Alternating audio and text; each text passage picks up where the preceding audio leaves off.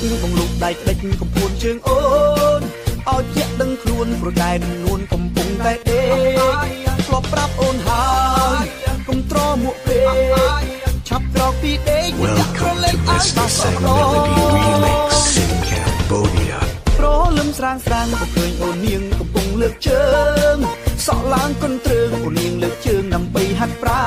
ណបងចង់ហាត់ដែរក្បែរស្រស់ភូមិផានបានទេកល្យានបងរៀនឲ្យបងហាត់ប្រាណផងស្រីហាត់ក្បាច់លើកជើងរួចហាត់ក្បាច់លើកដៃសប្បាយទៅក្រៃ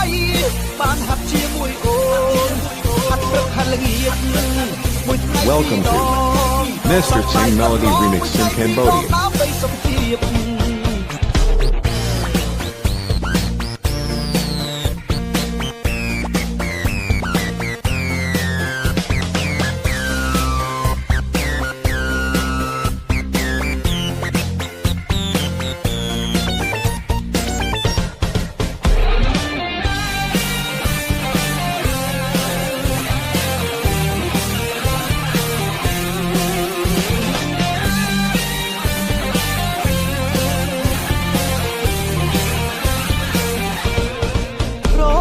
ស្រេចបងលូកដៃក្តិចកំពួនជើងអូ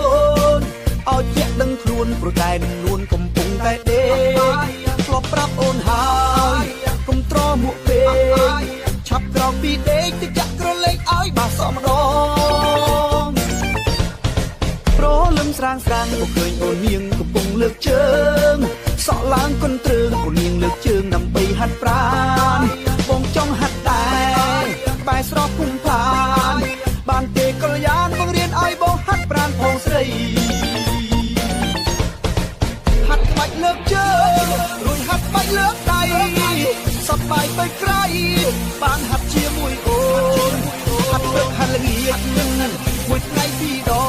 ងសប្បាយកន្លងមួយថ្ងៃពីរដងដើម្បីសុខភាពហាត់ក្បាច់លើកជើងរួចហាត់ក្បាច់លើកដៃសប្បាយទៅក្រៃបានហាត់